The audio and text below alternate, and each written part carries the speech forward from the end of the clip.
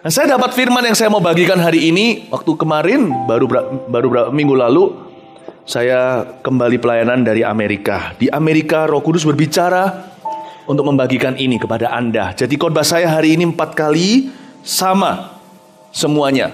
Meskipun nanti ada rema-rema yang berbeda setiap ibadah. Mari kita buka sama-sama di Maleakhi pasal 4. Ketika saya sibuk pelayanan waktu itu di gereja Korea di Los Angeles, lalu di gereja Amerika, Tuhan berbicara, beritahu sama gereja Mawar Sharon, nanti kalau kamu pulang. Tuhan ngomong jelas di hati saya, bahwa aku ingin mereka menangkap hati Bapa bagi kehidupan mereka, bagi rumah tangga keluarga, bagi apapun yang mereka kerjakan. Maleakhi 4 tentang hati Bapa itu, tapi gak kalah serunya juga hati anak. Mari kita belajar langsung dari firman ini. Maleakhi 4 ayat 1 sampai ayat yang ke-6. Saya bacakan menyeluruh tanpa penjelasan, nanti ayat per ayat saya berhenti jelaskan lagi. Hari Tuhan, bahwa sesungguhnya hari itu datang, menyala seperti perapian. Maka semua orang gegabah dan setiap orang yang berbuat fasik menjadi seperti jerami dan akan terbakar oleh hari yang datang itu. Firman Tuhan semesta alam, sampai tidak ditinggalkannya akar dan cabang mereka. Tetapi kamu yang takut akan namaku, bagimu akan terbit surya kebenaran dengan kesembuhan pada sayapnya. Kamu akan keluar dan berjingkrak-jingkrak seperti anak lembu lepas kandang.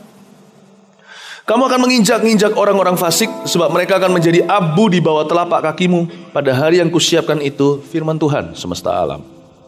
Ingatlah kepada Taurat yang telah kuperintahkan kepada Musa hambaku di gunung Horeb untuk disampaikan kepada seluruh Israel, yakni ketetapan-ketetapan dan hukum-hukum. Sesungguhnya aku akan mengutus Nabi Elia kepadamu menjelang datangnya hari Tuhan yang besar dan dahsyat itu. Maka ia akan membuat hati bapak-bapak berbalik kepada anak-anak. Kita baca ayat 6 bersama-sama, 1, 2, 3. Maka ia akan membuat hati bapak-bapak berbalik kepada anak-anaknya, dan hati anak-anak kepada bapak-bapaknya, supaya jangan aku datang memukul bumi sehingga musnah. Sekali lagi saya mau dengar juga dari Jakarta, Cirebon, mana lagi tadi, Pontianak, Malang, Jember. Saya mau Anda juga semuanya tak ada jarak dalam hadirat Allah, baca bersama dengan jemaat pusat di Cempaka, Surabaya. 2, 3. Maka ia akan membuat hati bapak-bapak berbalik kepada anak-anaknya, dan hati anak-anak kepada bapak-bapaknya, supaya jangan aku datang memukul bumi sehingga musnah. Katakan yang keras, amin. Puji Tuhan. Jangan ditutup Alkitabnya, saya akan bahas ayat per ayat. Hari Tuhan, hari apa itu? Hari ini harinya Tuhan, setiap hari. Tapi hari Tuhan di sini bukan mengarah ke kiamat. Seperti yang banyak orang salah paham. Hari Tuhan di sini adalah hari kebangkitan. Hari kebangunan rohani yang besar. Hari berkat. Hari mujizat. Ini hari Tuhan itu. Karena itu di ayat yang kita baca tadi di ayat 5, sesungguhnya aku akan mengutus Nabi Elia di hari Tuhan yang besar dan dahsyat itu. Ini bukan hanya bicara tentang kedatangan Tuhan, tapi akhir zaman, pemulihan terjadi. 2 generasi sama-sama bekerja sambil bergandengan tangan. Saya mau Anda bisa melihat ayat ini dengan profetik. Bahwa ini bicara tentang Anda dan saya dan keturunan kita. Anak-anak kita dan cucu-cucu kita.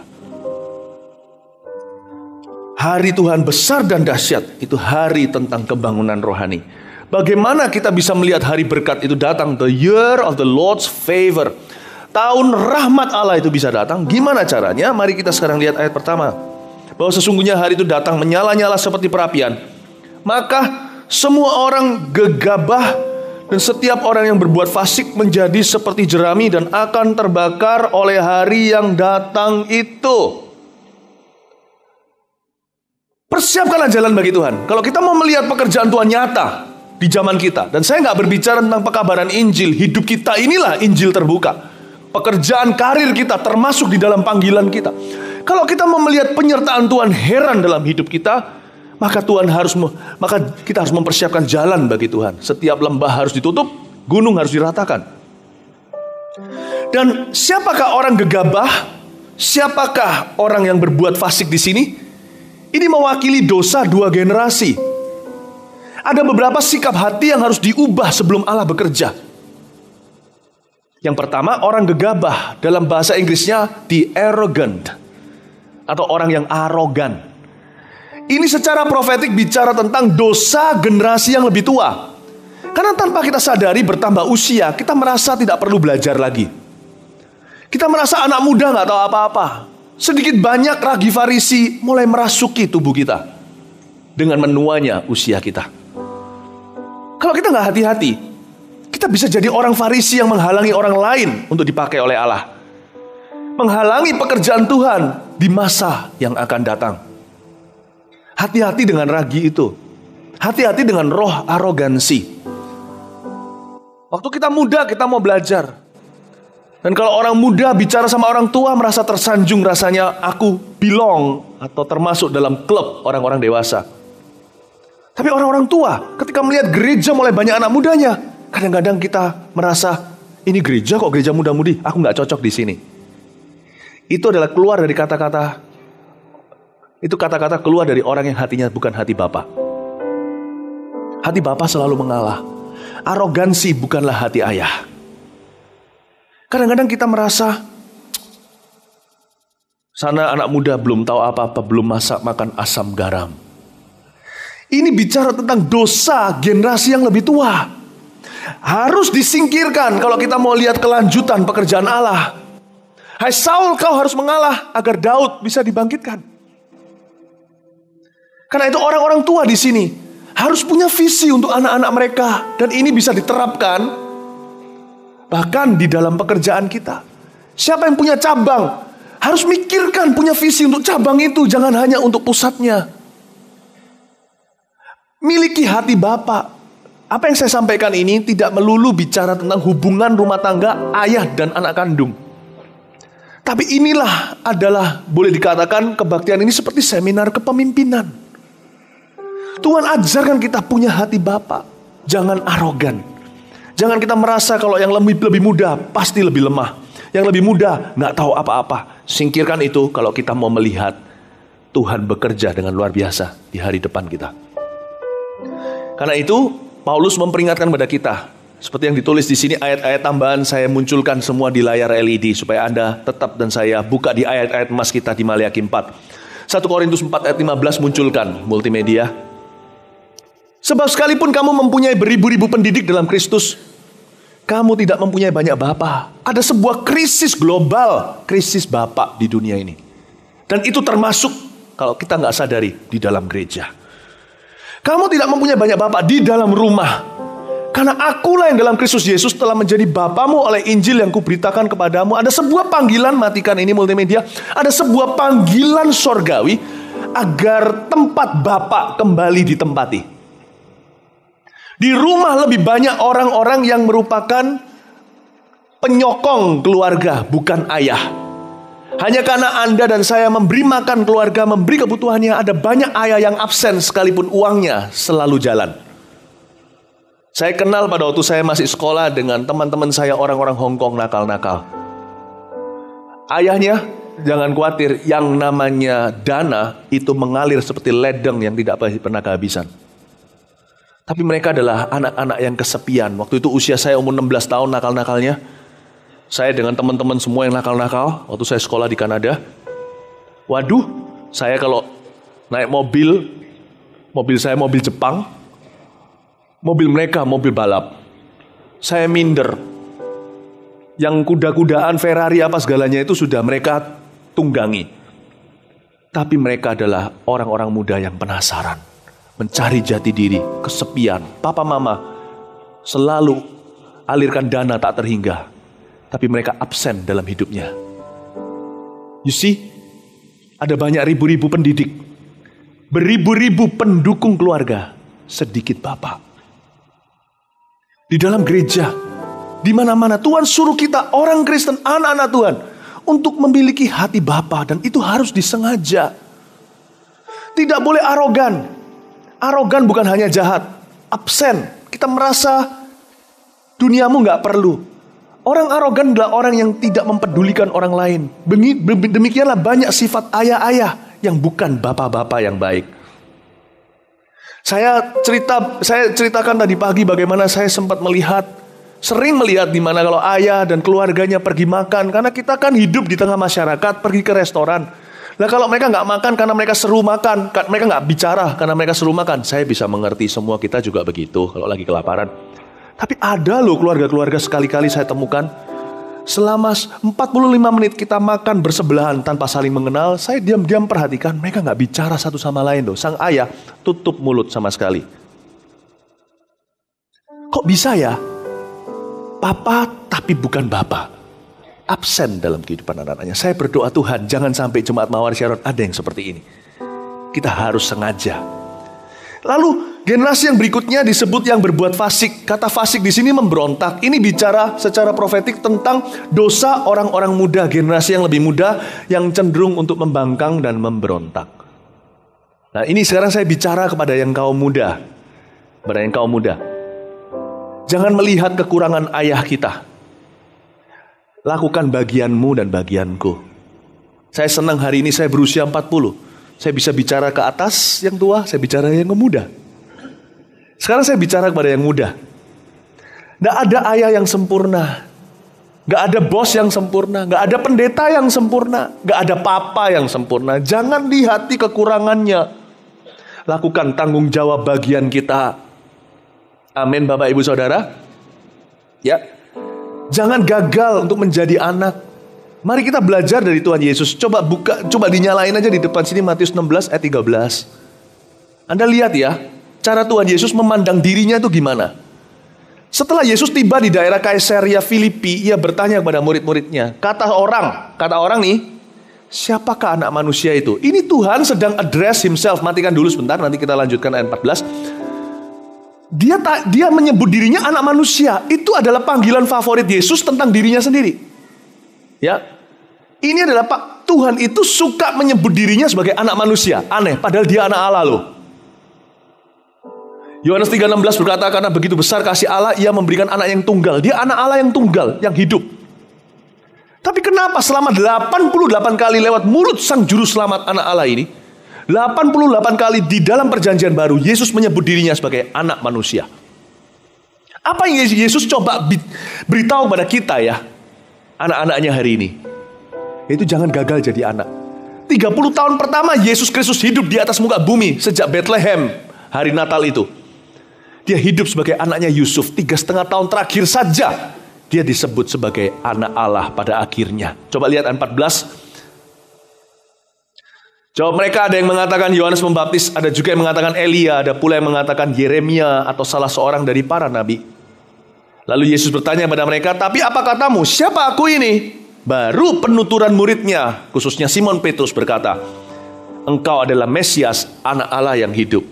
Yesus sendiri menyebut dirinya anak Yusuf. Orang lain yang mengakui dia sebagai anak Allah karena melihat mujizat, hikmat, wibawa, dan melihat the nature of God, sifat Allah di dalam dirinya. Luar biasa. Coba saya bayangkan, Anda bayangkan, waktu umur 12 tahun Yesus di bait Allah.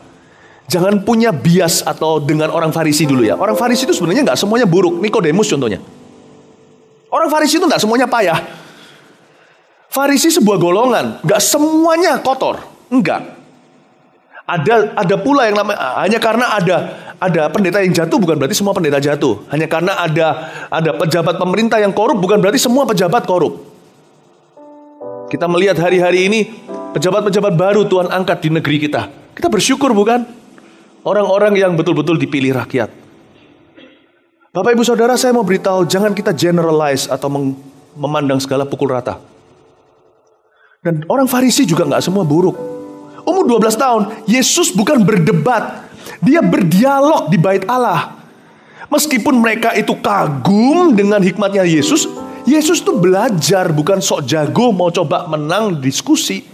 Kalau Anda perhatikan waktu Yesus hilang di bait Allah, Tuhan Yesus sedang belajar dari guru-gurunya. Anak Allah bukan hanya belajar jadi anak kandung sekalipun papanya itu bukan ayah kandung karena Yesus tidak lahir dari sperma.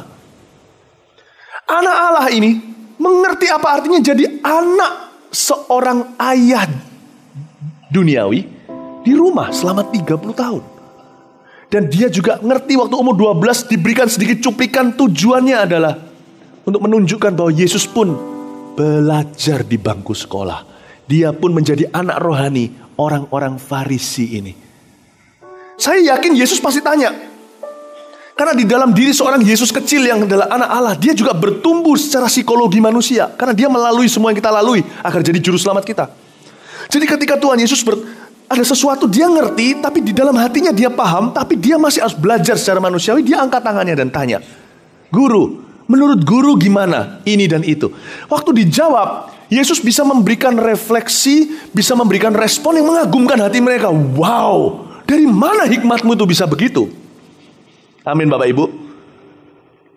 Amin Bapak Ibu. Saya nggak yakin Tuhan Yesus ketika lahir di Bethlehem langsung bisa bicara Shalom.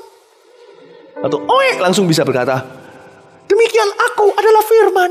Nggak bisa. Dia juga seperti bayi, nggak tahu apa-apa. Secara manusia, dia manusia biasa. Tapi dia adalah anak Allah. Dia adalah Allah 100% juga. Uniklah suatu hari kita bisa mengerti. Tapi intinya saya mau beritahu, di umur 12 itu, Yesus mengerti apa artinya jadi anak rohani di dalam gereja. Seorang Yesus datang ke seorang Yohanes Pembaptis, minta dibaptis. Dia pun pernah dibimbing di dalam imannya. Luar biasa. Saya mau beritahu apa? Bapak, Ibu, Saudara. Sebelum kita bisa jadi bapak yang baik, kenapa banyak orang tidak bisa jadi bapak yang baik? Karena dia tidak pernah mengerti bagaimana menjadi anak yang baik. Roh Bapak itu tergantung juga dengan roh anak. Saya ingin sekali mendorong Anda semuanya di tempat ini untuk kita semuanya sama-sama komitmen di tahun-tahun yang akan datang untuk menjadi anak kandung yang sungguh-sungguh mengasihi papa mama kita. Untuk kita belajar menjadi anak rohani di dalam gereja, jangan hanya jadi jemaat biasa. Jadilah anak rohani. Seperti Yesus, putra Allah aja. Allah 100% aja, tidak luput. Harus belajar dari bait Allah. Harus belajar dari seorang pendeta yang mendahului dia, namanya Yohanes Pembaptis. Learn. Belajarlah untuk jadi anak di dalam sebuah gereja. Jangan jadi sebuah angka NIJ saja. Kalau seumpamanya gereja saya gak suka sedikit, ancamannya adalah keluar. Mana ada anak yang bisa pecat ayahnya? Dan juga kalau ada anak yang telah meninggalkan rumah, kalau kembali tidak usah sungkan. Lukas 15 berkata, ayah mana tidak senang anak yang hilang kembali pulang. Belajar untuk bisa melihat bahwa kita melampaui sekedar keanggotaan. Aku ada di sini harus jadi anak visi. Aku di sini harus jadi anak visi Mawar Sharon. Karena visi ini ku yakini dari Yesus datangnya. Kalau enggak, aku tidak akan tertanam di sini. Belajar seperti Yesus di umur 12. Belajar dulu. Siapa yang gak bisa dipercayai visi orang lain tidak akan punya visi dari Tuhan sendiri untuk dirinya. Itulah sebabnya seringkali kita dititipkan, bukan hanya di dalam orang tua kandung kita, tapi juga orang tua rohani. Whoever isn't faithful with other people, orang yang tidak bisa faithful, tidak bisa setia dengan visi orang lain, dia gak akan bisa setia dengan visinya sendiri. Mari belajar lihat diri sendiri sebagai anak rohani. Dan kalau kita bisa mengerti apa artinya menjadi anak bagi yang kelihatan, anak kandung bagi papa mama, kita bisa menjadi anak rohani bagi gereja dan bagi gembala. Kemungkinan besar kalau kita kepada yang kelihatan, kita tahu bagaimana menganakkan diri. Kepada yang gak kelihatan, kita ngerti bagaimana menjadi anak Bapa surgawi. Amin Bapak Ibu Saudara. Saya ajak kita untuk melihat, generasi yang fasik harus lenyap. Kalau Allah mau bekerja lebih lanjut, kalau kebangunan rohani berkat mujizat yang kita alami di satu generasi harus diteruskan kepada berikutnya sebagai anak-anak panah, maka kita harus lenyapkan pemberontakan dari generasi sebelumnya. Tidak boleh ada pemberontakan. God never blesses rebellion. Tuhan tidak pernah memberkati pemberontakan. Terapkan sikap seorang anak. Karena itu saya sarankan, siapapun kita yang masuk ke dalam gereja manapun, tidak harus Mawar Sharon, berdoa dulu. Di mana Tuhan tuntun kita untuk tertanam, di situ belajarlah tunduk. Sekali lagi saya ucapkan, belajarlah tunduk. Belajarlah menundukkan diri di dalam sebuah gereja itu. Siapapun juga yang masuk sebagai jemaat, hargai gembalanya sebagai orang tua rohani. Ini termasuk kepada setiap satelit yang menyaksikan saya sekarang, khususnya yang baru seperti Cirebon dan sebagainya. Tolong aku nggak tahu apakah Anda juga dengarkan saya sekarang. Tapi ingat, kalau kita masuk ke sebuah gereja, cintai gembalanya sebagai papa. Jangan mencoba untuk punya agenda sendiri, apalagi setir kanan kiri. Belajar dulu. Amin Bapak Ibu. Tuhan itu kenapa bawa kita masuk ke gereja kalau cuma hanya untuk dengar khotbah kita bertumbuh? Bisa lewat internet. Kenapa Tuhan masukkan ke persekutuan orang benar? Adalah supaya kita belajar menganakkan diri dulu. Dan itu tidak mudah. Belajar tunduk itu tidak gampang. Tapi siapa bisa lewat ujian ini? Biasanya Tuhan akan percayakan dia. Layaknya Tuhan mempercayai seorang bapak. Dipercayakan banyak hal nanti. Amin Bapak Ibu Saudara. Itulah sebabnya dikatakan di sini di ayat 1b, firman Tuhan semesta alam, sampai tidak ditinggalkannya akar dan cabang mereka. Ini luar biasa. Ini penghangusan total. Sampai tidak ditinggalkan akar dan cabang mereka. Kalau pada saat hari Tuhan yang dahsyat itu menyala seperti perapian. Kalau mau tutup lembah, tutup sama sekali, jangan ada celah. Kalau mau ratakan gunung, ratakan, jangan ada gundukannya. Tuhan mau bapak ayah menjadi ayah benar. Benar-benar punya. Gak hanya statusnya, tapi fungsinya. Tuhan mau juga anak untuk betul-betul mengerti penundukan diri. Ini luar biasa. Kenapa begitu? Karena ini kerinduan ini langsung datangnya dari Bapa dan Yesus. Waktu saya berada kemarin pelayanan minggu lalu itu tidak di dalam negeri, saya sedang merenungkan, Tuhan bicara sama saya. Tahukah Philip, seperti Roh Kudus bicara, Bapa itu ingin menghapuskan tanpa ada kelihatan sisa-sisanya generasi yang tanpa anak. Bapa ingin mengubah hati ayah-ayah yang hanya statusnya papa, tapi tidak pernah bicara sama anaknya. Yang hanya statusnya ayah, tetapi anaknya dikutuki lewat mulutnya. Bodoh. Anak kayak begini, mana bisa, malah justru mengecilkan semangatnya, mematahkan dan berkata, taunya hanya dompleng doang. Taunya hanya bisa pakai uangnya papanya saja. Anaknya dibodoh-bodohkan terus. Tidak berguna. Bojai, capjai. Gak berguna loh. Gue punya anak ini rugi dan sebagainya. Bapak ingin mengubah pengakuan ayah-ayah sampai pada taraf di mana ayah-ayah yang gak peduli sama anaknya, yang absen, Tuhan mau ubah. Bapak itu rindu. Saya jadi ingat kitab Kolose yang berkata, Tuhan gak datang-datang itu karena Bapak mau pulihkan sesuatu dulu. Salah satu yang Tuhan mau pulihkan adalah hati Bapak. Krisis global ini harus dimulai dari gereja kebangkitannya. Saya sedih melihat tidak lama yang lalu waktu makan, kedengarannya kok kami suka makan-makan. Ya memang kami juga hobi kuliner. Waktu saya melihat di depan saya ada seorang anak dan ayahnya. Anaknya umur 10, usia anak saya. Papanya merokok di depan anaknya. Padahal sama-sama makan. Saya nggak menghakimi papanya nggak cinta anaknya. Cintalah, tapi dia mengasihi menurut apa yang dia pandang baik. Ayah seperti ini perlu belajar firman Tuhan untuk tahu apa yang baik. Nggak usah firman lah ya. Belajar dari medis saja dulu deh. Second hand smoking is evil, is bad. Dia merokok di depan anaknya. Nah anaknya nggak tanggung. Sang papa pasti cinta anaknya. Tapi sang ayah bertindak seolah-olah anaknya tidak di depannya. A sonless father. Ayah yang sebenarnya memiliki anak tapi tidak punya anak di dalam hatinya. Peduli amat gua ngerokok di depan lo. Belum lagi kita bicara tentang teladan hidup. Belum lagi bicara soal paru. Enggak usah tentang teladan hidup lah. Tentang paru-paru saja. Anaknya nggak kalah. Anaknya punya ayah. Tetapi tidak. Anaknya punya papa tapi nggak punya ayah di dalam hatinya. A fatherless son. Kerinduan Yesus adalah mengubah hidup anak-anak muda ini. Anaknya papanya lagi ngerokok di depannya, makanan di depannya, dia main Nintendonya. Saya melihat itu baru berapa hari yang lalu. Secara profetik Tuhan bicara, ini akan aku ubah nanti. Lewat gerejamu. Gereja kita maksudnya. Dan lewat nanti acara di Sibek ITC 8 November nanti. Bapak ingin mengubah ayahnya, Yesus ingin mengubah anaknya. Taruh Nintendomu, di depanmu itu papamu. Mumpung masih ada, jangan nanti nangisi di kuburannya. Taruh Nintendomu. Amin Bapak Ibu Saudara. Jadi saya ngerti, kerinduan Yesus adalah mengubah anak-anak muda itu.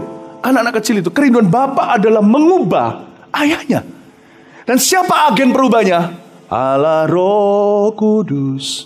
Dia datang menjamah. Itulah sebabnya anak muda ketika di AOG, waktu di KKR kita maju ke depan atau di CG kita nangis-nangis, lalu habis itu pulang bisa ampuni papa mamanya. Bisa bilang I love you bahkan. Itu Roh Kudus kerja, membawa misi Yesus di hidupnya. Ada ayah-ayah datang ke gereja kayak begini, dengar khotbah seperti ini. Baru sadar, aduh selama ini gua salah. Pulang, Anda mulai memperhatikan keluarga Anda. Siapa yang mengubah Anda? Ketika itu Anda dijamah Roh Kudus di gereja. Dan Anda langsung nangkap misinya Bapak. Misi Bapak tercapai. Tuhan, Bapa dan Yesus dan Roh Kudus bekerja sama untuk memastikan sisa-sisa bahkan sampai cabang akarnya pun lenyap total. Dan ini harus dimulai di gereja. Gereja itu patron bangsa. Guru kencing berdiri, murid kencing berlari. Gereja kotor, negara korupsi. Negara bisa korupsi, gereja bersih, sebentar lagi negara akan mengikuti. Saya tepuk tangan untuk Tuhan Yesus. Termasuk pendeta. Saya tidak memungkiri ada orang-orang yang kecewa dengan pendeta. Saya nggak bisa marah. Tapi jangan sampai semua dipukul rata. Pendeta memanipulasi, memanfaatkan jemaat. Ada di mana-mana, namanya manusia ya, mesti ada. Di mana ada gagak pasti ada burung hitam.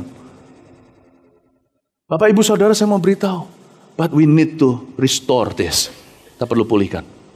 Doakan hamba-hamba Tuhan yang ada di gereja Anda, di kota Anda, supaya mereka bersih, mencerminkan Kristus selalu. Doakan kami, supaya kami bisa memulihkan rasa percaya ini. Jadi kayak begitu. Jadi saya sekarang Tuhan lagi latih para hamba-hamba Tuhan untuk bisa mengasihi jemaatnya dengan murni. Amin, Bapak Ibu Saudara. Ya, sekarang kita lanjutkan ayat 2. Tetapi kamu yang takut akan namaku, bagimu akan terbit surya kebenaran dengan kesembuhan pada sayapnya. Ini bicara tentang kesembuhan batin di 2 generasi itu akan terjadi. Kamu akan keluar dan berjingkrak-jingkrak seperti anak lembu lepas kandang. Seperti anak lembu lepas kandang, bicara kita akan semua, baik generasi tua maupun muda, dipulihkan roh anaknya dulu. Aku tahu aku ini seorang anak. Kamu akan menginjak-injak orang fasik, sebab mereka akan menjadi abu di bawah telapak kakimu pada hari yang kusiapkan itu, firman Tuhan semesta alam. Artinya di ayat 3 kamu akan mengalami kemenangan itu. Itulah intisarinya. Akan mengalami kemenangan yang gilang gemilang. Kalau gilang itu satu generasi, gemilang itu bergenerasi-generasi. Kau akan mengalami kemenangan bergenerasi-generasi. Ini janji Tuhan Bapak Ibu. Ini sebuah janji untuk menyongsong kedatangan Tuhan di dalam kemenangan. Sebuah kalimat muncul ketika saya melayani kemarin minggu lalu. It takes a young man's vision to fulfill an old man's dream. Dibutuhkan visi seorang anak muda untuk menggenapi mimpi orang tua. Apa gunanya papa mama bisa cuan banyak kalau anaknya bodoh? Bisa dalam 1 hari atau 1 minggu bangkrut total. Apa gunanya kita punya nama harum? Anak kita jadi seorang kriminal, semua orang nanti berkata, anak siapa itu? Marga kita yang disebut. Mari kita belajar untuk memiliki visi jauh ke depan. Kita harus bantu anak-anak muda di lingkungan kita, di masyarakat kita, di Surabaya, di sekitarnya, di kampung kita. Dan jangan jauh-jauh, di rumah kita dulu. Bantu mereka untuk menemukan visi Yesus dalam hidup mereka. Kita harus bela nih. Itulah sebabnya Gereja Mount Sharon, kita mati-matian. Kita mati-matian mau jangkau yang muda. Kita sekarang bahkan lebih muda lagi, anak-anak kecil. Kita harus bantu mereka. Karena semua yang kita bangun ini bisa hancur di tangan mereka loh. Bisa hancur di tangan mereka. Mari kita belajar lebih daripada sebuah perusahaan yogurt di Amerika Utara. Itu yogurt disimpan, itu dari zaman kongnya. Ketika dia bikin yogurt itu, makanya nggak ada duanya. Kalau Anda tanya di mana, saya nggak tahu. Saya nggak tahu. Ini saya cuma pernah lihat gitu aja. Saya bukan penggemar yogurt, ya. Tapi saya juga nggak tahu alamatnya. Tapi menarik bagaimana engkongnya itu simpan, kakeknya itu simpan untuk cucunya sampai anak cucunya. Luar biasa ya. Disimpan dasarnya, nggak tahu ya gimana lah. Saya ini orang awam soal gitu. Itu disimpan sampai ke bawah. Kok kakeknya nggak mikir? Yang penting tenang di zaman gua. Anak gua makan apa terserah dia, belajarlah, yogurt aja dipersiapkan. Sehingga perusahaan ini sekarang tidak ada duanya. Orang mau buka kanan kiri, tidak ada gunanya. Pelanggannya tetap, karena rasanya lain. Coba bayangin, yogurt aja dipikirin kayak begitu. Bapak, Ibu, Saudara, ayo kita pikirkan ke anak-anak kita, kita persiapkan mereka. Jangan nanti ketika mereka dewasa sudah agak telat. Sekarang waktunya. Ini juga prakteknya gimana bagi setiap Anda?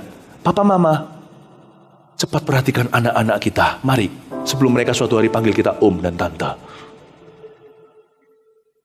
Ya, kita lihat sekarang di ayat yang keempat. Ingatlah kepada Taurat yang telah kuperintahkan kepada Musa hambaku. Nanti kita belajar sedikit tentang Musa.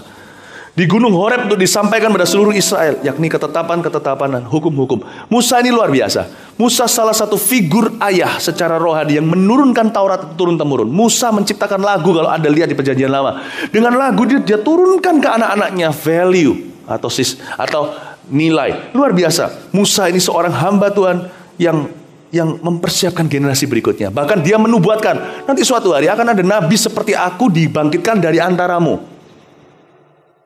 Dan ada satu hal yang merupakan, menurut saya, membuat Musa tidak terlupakan. Bukan karena dia membelah Laut Merah, tapi Musa punya visi untuk generasi berikutnya. Dan dia bukan hanya visi seperti Daud, dia mempersiapkan. Itu jarang, banyak orang yang jarang melakukan sampai ke sana. Coba saya jelaskan dulu teorinya, nanti saya akan mulai sedikit masuk ke prakteknya. Aplikasinya Anda harus minta hikmat Roh Kudus, karena khotbah seperti ini tidak bisa hanya sekali didengar, Anda harus renungkan. Nanti akan muncul nuggets atau muncul butir-butir indah. 1, 2, 3 homework atau PR Anda. Ini termasuk saya. Ayat yang ke-6. Ayat ke-5. Sesungguhnya aku akan mengutus Nabi Elia kepadamu menjelang datangnya hari Tuhan yang besar dan dahsyat itu. Jadi dibutuhkan seorang Nabi Elia, dengan kata lain di ayat 5, untuk mempersiapkan generasi berikutnya. Tidak bisa Tuhan bekerja seorang diri saja, dibutuhkan orang-orang yang taat dan peka. Karena itu apa yang saya sampaikan di sini, ini adalah untuk mengajarkan kita untuk menemukan peran kita. Bagaimana menghapus sebuah generasi tanpa ayah dan generasi tanpa anak. Maka ia akan membuat hati bapak-bapak berbalik kepada anak-anaknya, dan hati anak-anak kepada bapak-bapaknya, supaya jangan aku datang memukul bumi sehingga musnah. Pertama-tama hati bapak harus kembali berbalik kepada anak-anaknya. Ini sangat manusiawi. Harus ayah dulu dong yang mengambil inisiatif. Tapi meskipun demikian, orang muda juga bisa ambil inisiatif. Saya melihat ada banyak orang-orang muda di gereja kita ini yang bertobat terima Tuhan melalui gereja kita. Ini adalah orang-orang anak-anak Tuhan generasi pertama yang malah bawa papa mama. Puji Tuhan untuk orang-orang muda seperti itu. Padahal seharusnya lewatan tatanan, harusnya mereka meresponi saja. Orang tua yang harusnya dilawat Tuhan dulu. Ya, tapi saya bersyukur ada anak-anak muda yang mau taat sama Kristus. Tapi ayat 6 bicara tentang yang lumrahnya dulu. Hati bapak harus kembali ke anak dulu. Karena itu poin nomor 1 yang saya sampaikan dalam khotbah saya hari ini. Jangan gagal jadi bapak. Mari kita buat komitmen tidak gagal jadi bapak. Ini adalah suara hati Bapa Sorgawi. Jangan gagal ya nak jadi bapak. Ketika engkau mulai memimpin, memimpinlah dengan baik. Ketika engkau mulai menjadi kepala keluarga, benar-benar kepalailah keluargamu. Jangan sampai jangan sampai keluarga Anda seperti tubuh tak berkepala. Jagai. Ini kerinduan hati Bapak Sorgawi. Jangan gagal jadi bapak. Ini bisa di perkara sederhana. Contohnya, kalau kita lagi makan malam bersama-sama. Makan siang sih boleh cepat-cepat. Saya malah sarankan cepat-cepat, tapi jangan sampai tersedak. Makan siang itu jangan lama-lama. Gak usah ngopi sama teman-teman. Seperlunya saja. Nyantai itu jangan siang hari, agar jangan sampai mengambil waktu keluarga ngelembur nanti. Selesaikan. Cepat kembali. Makanan terlalu asin, terlalu apa, gak usah dirasakan. Makanan siang harusnya menjadi saat dimana ayam dan sapi tidak ada bedanya di mulut kita. Malam, nah di situ yang beda. Kalau pas kita kumpul dengan keluarga, taruh gadget dan HP kita. Saya ceritakan di kebaktian pertama tadi diketawain jemaat. Saya barusan aja kemarin, waktu gini loh, saya biasanya selalu menghidupi khotbah saya sendiri atau mempraktekkan khotbah sendiri. Tapi sekali-kali namanya manusia luput juga hal-hal yang kecil seperti sebagai berikut. Waktu lagi makan sama-sama, saya lagi HP saya Gak tahu ada urusan apa, saya lagi begini. Tiba-tiba di seberang meja sebelah sana ada sindiran lembut, halus namun mengena. Keluar dari darah daging saya sendiri. Tiba-tiba berkata, according to Pastor Philip, menurut Pastor Philip yang di gereja, kalau makan, taruh HP, matikanlah. Saya lihat anak saya berbicara. Bukan yang ini, yang satunya lagi. Saya tersindir sebagai generasi yang arogansi. Anak muda lu tahu apa? Anak kecil lagi. Kalau Anda mau melihat komunikasi itu terbangun dan diberkati, Anda harus bisa mengakui yang benar dan yang salah. Bukankah itu pendidikan dasar? Saya berkata, oke. Oh iya. Sorry, Daddy lupa. Saya berkata, sorry loh, I'm sorry. Saya matikan langsung. Tapi ternyata anak saya kurang puas. And according to Pastor Philip, menurut Pastor Philip, mau ngomong yang lainnya lagi. Saya bilang, oke, enough. Cukup. Gak apa-apa. Saya ditegur. Saya gak merasa kurang ajar. Kalau zaman dulu ya, didikan kolot kan gak boleh ngomong sama sekali. Papa selalu benar. Dan jikalau papa salah, lihatlah peraturan pertama, papa selalu benar. Gak apa-apa, saya belajar untuk menerima, tapi jangan gagal jadi ayah. Taruh HP-nya, tanya, gimana harimu hari ini, nak? Gimana harimu hari ini? Kalau kita keluar makan, hari keluarga, taruh semuanya. Ada yang komplit, saya pernah lihat, anak main, lagi chatting, papanya makan sendiri, nggak lihat keluarganya makan, terus konsen ke foodnya makan. Mamanya nggak kalah seru yang terakhir saya lihat. Tiba-tiba ada bunyi tring, mamanya main game. Waktu kita lagi makan itu sama-sama saya lihat, lucu sekali. Satu-satunya nggak pegang gadget adalah maknya. Omanya di sebelah mencoba untuk gatokkan mereka, ngerti maksudnya. Maknya itu nggak tahu ini yang mana yang anak mana mantu, saya menantu nggak tahu, tapi dia coba membuka pembicaraan 1, 2, 3 ke cucu, dan tidak heran anak-anaknya semua begini. Bapak ibu saudara, simple aja, be a father. Be a father. No, you are already a father. Do a father. Ya, jangan itulah teriakan anak yang tanpa. Jadilah seorang ayah, bukan jadi, lakukan seorang ayah. Do the work of an evangelist. I don't care. Saya nggak peduli ada orang kasih saya kartu nama evangelis ini, evangelis itu. Karena firman Tuhan berkata lewat Paulus kepada Timotius, do the works of an evangelist. Do an evangelist. Saya nggak peduli kita punya anak 7, 10.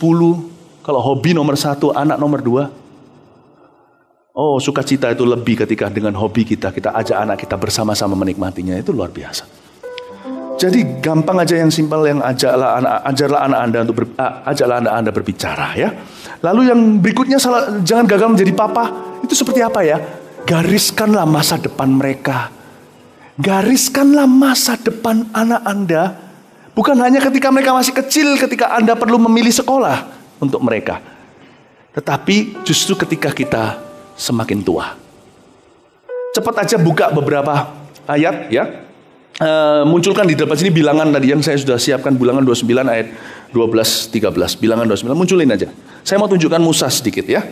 Bilangan 27 ayat 12 sampai 13. Bilangan 27. Tuhan berfirman kepada Musa. Lihat ini Musa ya. Dia menggariskan masa depan anak rohaninya. Naiklah ke gunung Abarim ini, dan pandanglah negeri yang kuberikan pada orang Israel. Berhenti sebentar di sini. Kalau ini sih no problem, semua orang sih punya visi sendiri. Tapi Musa mengerti, mimpinya akan bergantung, apa jadi kenyataan akan bergantung visi seorang muda yang melanjutkan. Kita lanjutkan ayat berikutnya. Sesudah engkau memandangnya, pandang dulu ya Mus, ya Tuhan ngomong sama Musa nih, Mus pandang ya Mus, maka engkau pun juga akan dikumpulkan pada kaum leluhurmu. Ini tabu di gereja di Indonesia, bicarakan kematian. Masa sebelum meninggal bicara warisan? Nah, tapi kalau Anda tidak bicara sekarang, nanti pengacara yang berbicara. Harus, pumpung masih sehat, masih utuh, masih berdua. Bicara plannya apa? Sebab anak itu bergantung plan kita. Itulah sebabnya kita ayah. Nggak pernah telat kok.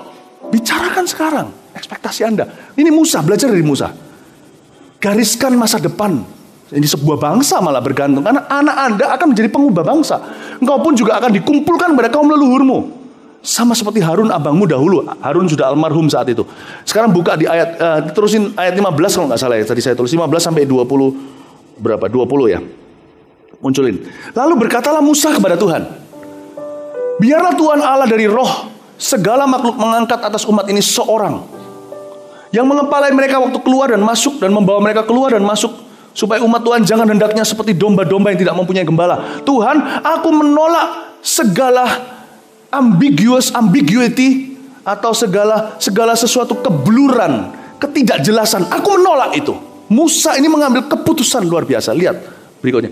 Lalu Tuhan berfirman pada Musa, ambillah Yosua bin Nun. Ingat, yang bersama dengan Musa adalah Yosua dan Kaleb masuk ke dalam tanah perjanjian. Tapi dia berkata, seorang yang penuh roh, letakkan tanganmu atasnya. Nanti saya akan kasih aplikasinya sedikit contoh-contoh. Di dalam contohnya, dalam setiap keluarga yang berbeda-beda profesi jalur hidupnya. Ayat berikutnya, suruhlah ia berdiri di depan Imam Eliasar dan di depan segenap umat. Lalu berikanlah kepadanya perintahmu di depan mata mereka itu. Dan berilah dia sebagian dari kewibawaanmu supaya segenap umat Israel mendengarkan dia. Bapak, Ibu, Saudara, kalau Anda punya anak 3, Anda sebuah pemimpin perusahaan, anak Anda bukan lagi orok atau bayi. Semua sudah mulai satu-satu hampir lulus. Anda suami istri, atau apalagi sudah lulus, mulai bicarakan. Sebenarnya Anda satu mengharapkan anak Anda itu nanti teruskan bisnis Anda atau tidak. Kalau tidak, jangan digandoli. Beritahu langsung supaya dia bisa kembangkan karir. Kalau iya, siapkan jalan. Dari 3 anak, mana yang CEO? Anda harus jelaskan. Atau ketika kita semakin tua, orang Indonesia nggak biasa dengan ini yang namanya menulis surat wasiat. Tapi kalau kita nggak tulis, hari-hari ini saya juga menangani beberapa kasus-kasus yang ditinggal dadaan oleh salah satu atau kedua orang tuanya, sehingga uang orang tua sendiri sekarang di bank nggak bisa keluar, tidak pernah diurus. Dan itu jadi bingung buat keluarganya. Bukannya mewariskan sebuah jalan tol dan memberikan sebuah PR yang harusnya diselesaikan di generasi sebelumnya. Bapak, Ibu, Saudara, saya ajak Anda, kebudayaan kita ini indah. Indonesia adalah sebuah kebudayaan yang ramah. Dan bahkan banyak sungkannya, kalau nggak hati-hati bisa basa-basi. Banyak sungkannya. Jadi beberapa hal otomatis tabu. Tapi saya bicara sesuatu yang lebih maju. Kebudayaan kerajaan sorga itu selalu memikirkan generasi berikutnya. Orang-orang muda akan mendapat penglihatan, itu vision. Anak-anak kecil sudah harus ada dalam nubuatan. Orang-orang tua harus punya mimpi dan mengartikan mimpi itu. Apa yang membuat Yusuf dianiaya oleh saudara-saudaranya? Karena usianya nggak pas ketika dia ceritakan mimpi. Dia dianiaya oleh saudara-saudaranya, dibuang ke dalam sumur. Seharusnya orang tua yang punya mimpi malah nggak ceritakan sama anak-anaknya, sehingga anak-anaknya penasaran. Papa mama nanti gimana maunya? Mengerti Bapak Ibu Saudari ya? Bisa menangkap ini ya. Yusuf dianiaya karena usianya waktu itu masih remaja kok ceritain mimpi. Harusnya yang bermimpi menurut Kisah Rasul dan Yoel adalah orang tua. Dan orang tua jangan bawa mimpi Anda mati ke kuburan Anda. Mumpung sekarang masih utuh, Anda mulai jelaskan apa garis. Hari-hari ini waktu saya berdoa untuk beberapa jemaat, saya kadang-kadang bisa melihat beberapa penglihatan. Dan saya sempat sampaikan kepada beberapa yang saya lihat itu. Saya bisa melihat, mungkin karena sekarang generasi yang lebih muda sudah semakin tua kali. Yang kecil dulu masih orok, bayi penyerahan, sekarang sudah mulai jadi anak-anak kecil yang lari kemana-mana. Saya pernah sampaikan pada beberapa jemaat dengan profesi yang berbeda-beda. Saya melihat anak Anda di dalam nubuatan Tuhan. Saya pernah melihat satu orang anaknya, saya bisa melihat boots atau melihat sepatu bootsnya, papanya dipakai oleh anaknya. Di dalamnya ada sepatu bootsnya anaknya. Saya sampaikan kepada beberapa orang yang saya sampaikan dalam profesi yang berbeda-beda. Untuk mengingatkan mereka, untuk mempersiapkan jalur. Mulai di mentoring ke arah mana yang Tuhan taruh di hati Anda. Mulai sekarang berbicara, jangan nanti kalau kita kena stroke. Kita tidak bisa tanda tangan, bahkan dengan tangan kita sendiri.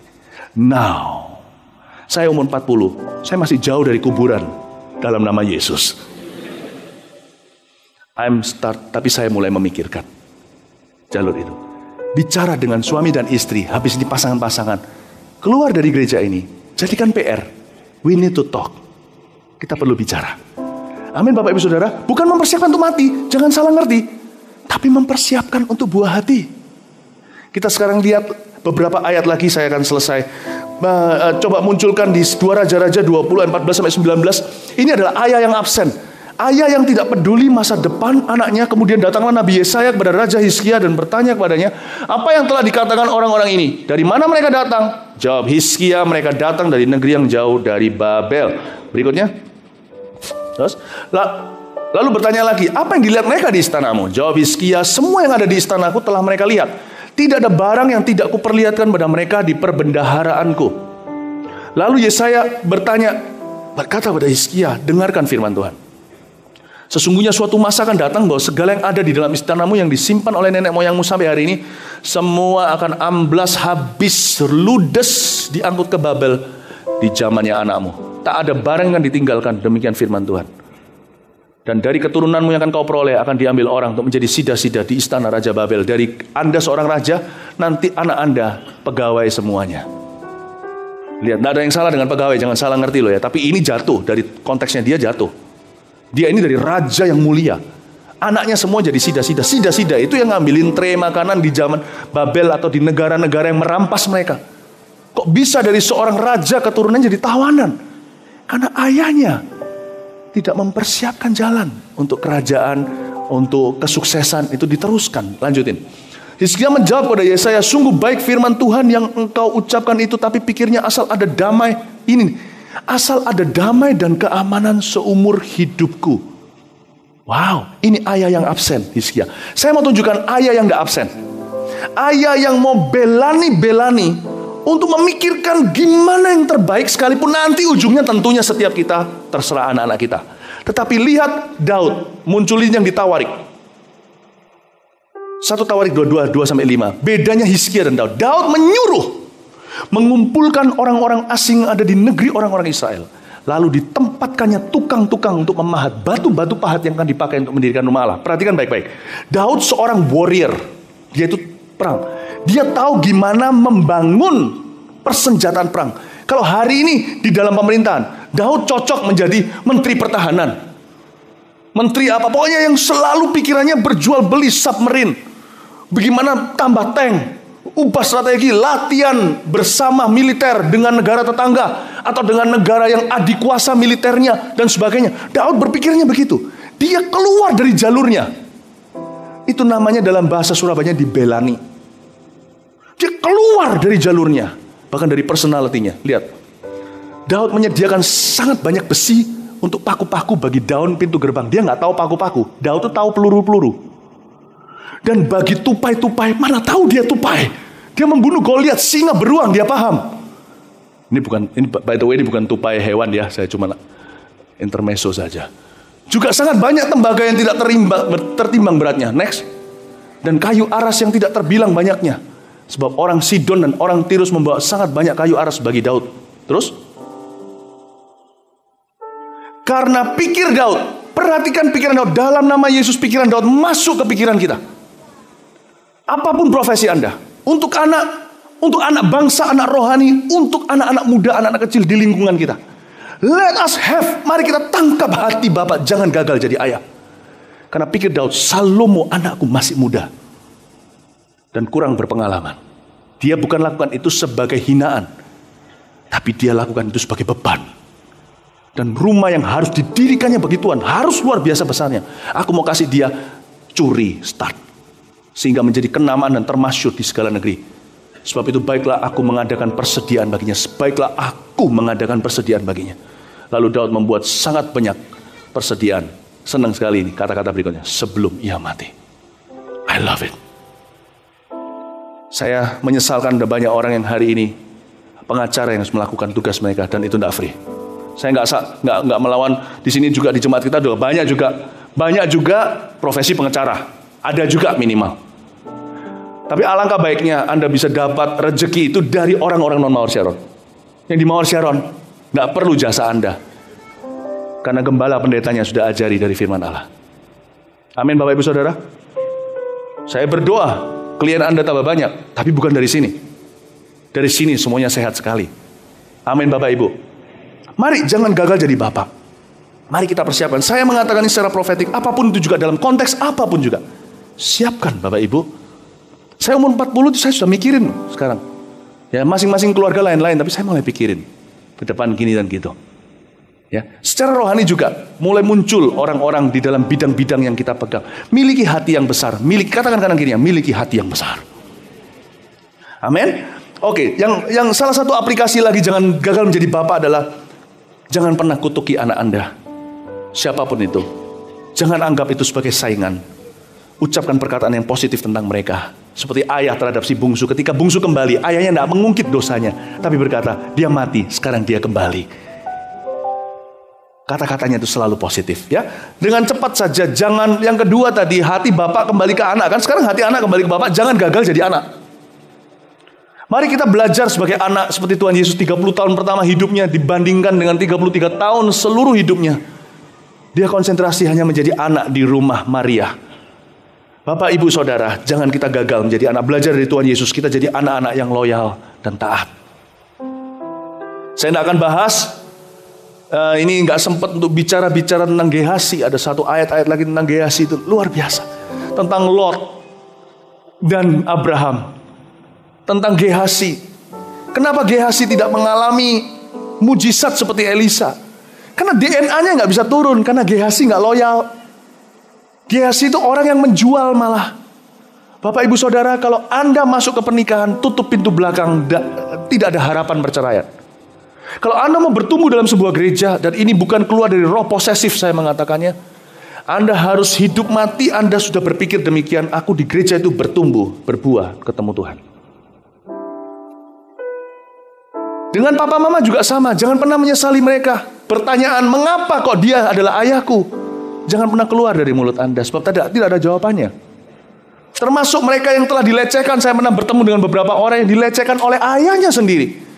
Mengutuki Tuhan malahan. Kenapa kok dia adalah ayahku? Itulah misteri sorga, kita tidak pernah tahu. Tapi Alkitab berkata apa? Alkitab berkata bahwa kita tetap perlu menghormati orang tua kita agar panjang umur kita.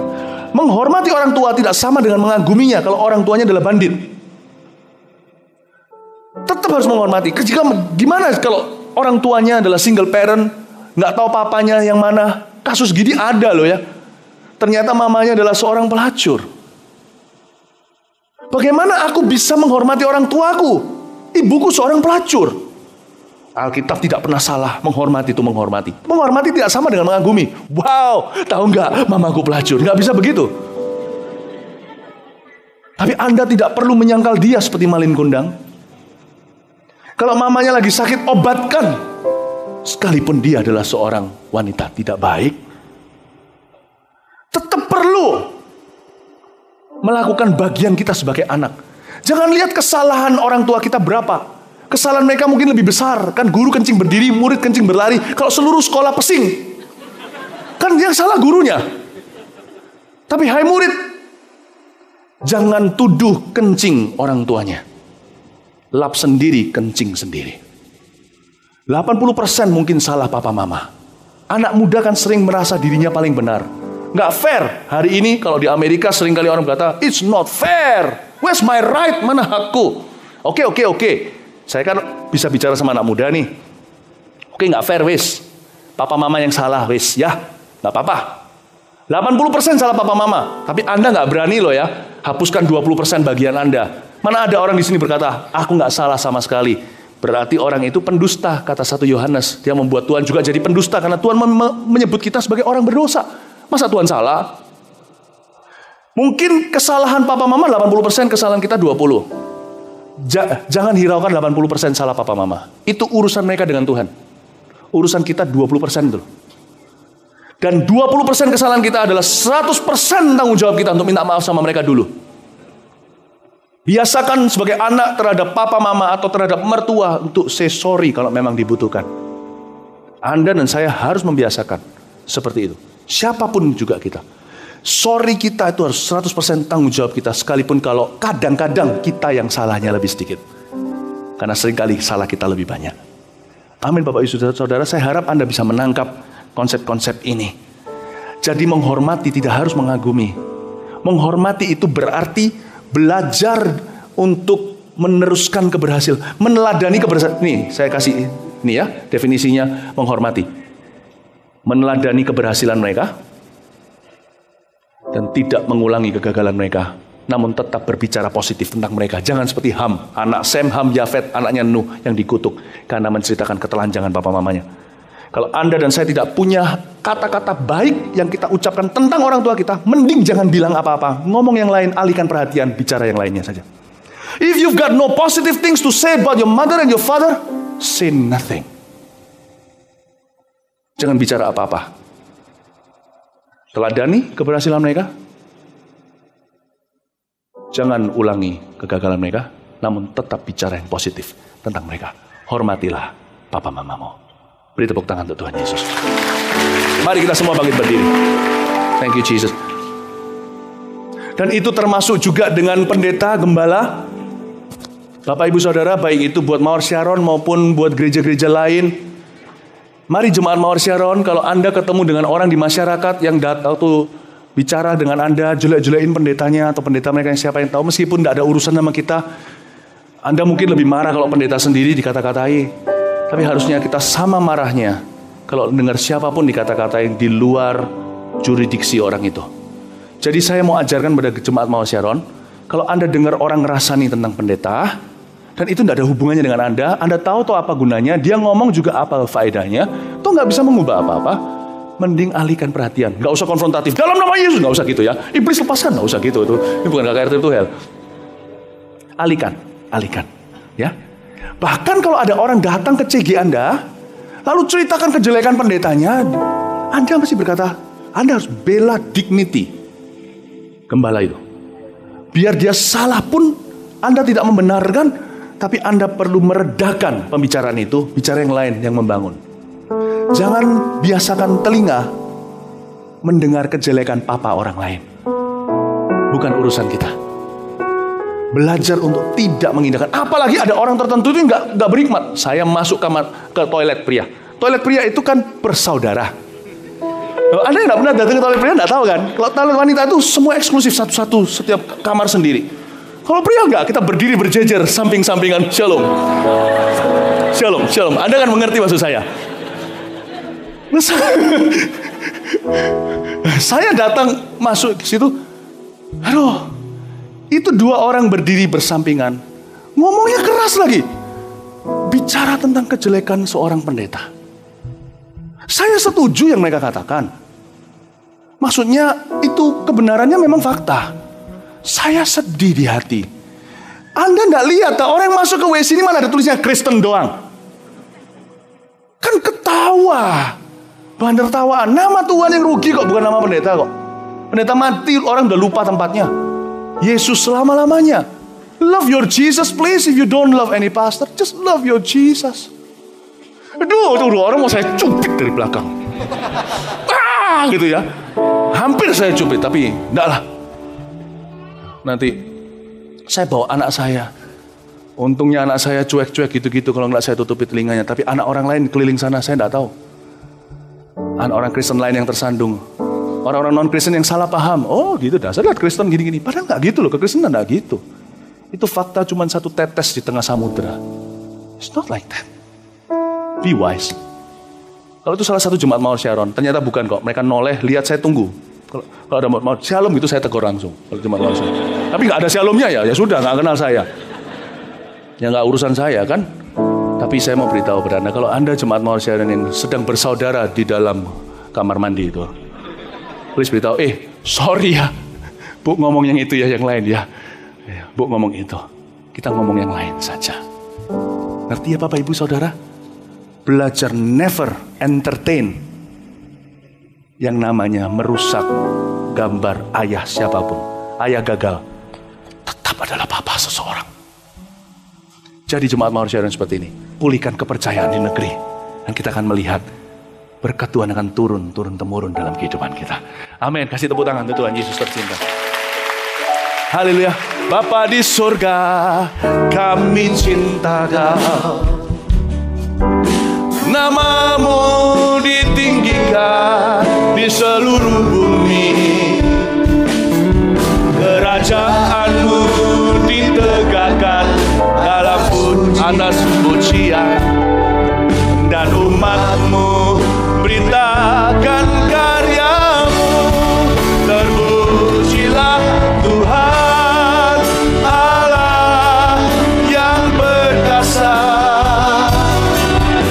dulu, sekarang, dan selamanya.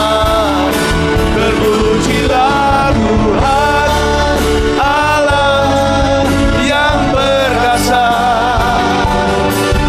yang berkuasa selamanya.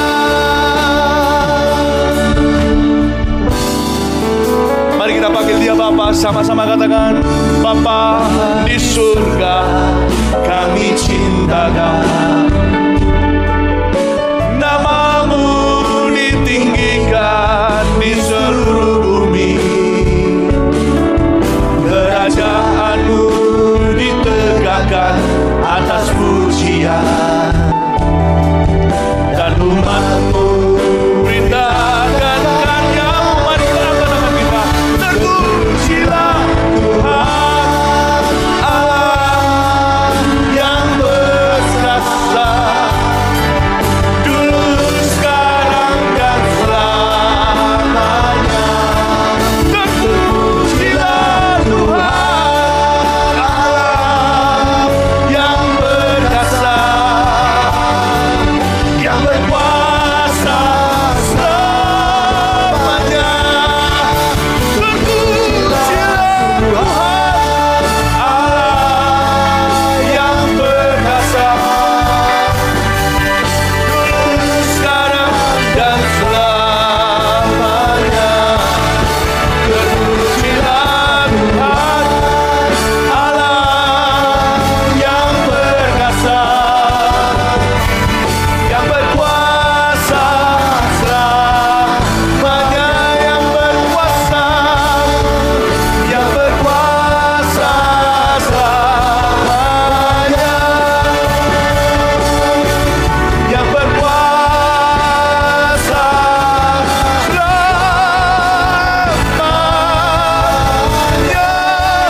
Haleluya, haleluya, haleluya, haleluya.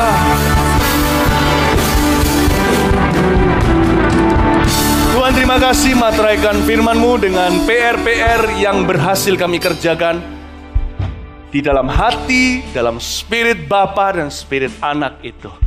Tuhan, di dalam nama Yesus, pulihkan setiap hubungan, pulihkan setiap anak, setiap cabang. Dan Tuhan, hamba berdoa dalam nama Yesus, beri kami hikmat bagaimana kami berjalan di dalam kebenaran ini. Terima kasih Tuhan, untuk hari-hari ke depan Kau semakin melawat anak-anak muda di antara kami, semakin melawat anak-anak kecil juga. Kau bangkitkan generasi-generasi anak panah untuk menyongsong kedatangan Tuhan dan melanjutkan pekerjaan kami dan menyempurnakannya. Terima kasih Bapa. Berkati setiap keluarga di tempat ini ya Tuhan, dan setiap tangan-tangan yang terangkat ya Tuhan Yesus, menjadi tangan-tangan yang membangun kerajaan sorga. Pulanglah, mari kita angkat tangan kita membawa berkat dari Allah Bapa, kasih karunia dan setia dari Yesus Kristus, pengurapan, penyertaan dari Roh Kudus, dari sekarang sampai selama-lamanya. Diberkatilah keluar masukmu mulai hari ini. Haleluya, yang percaya katakan amin. God bless you.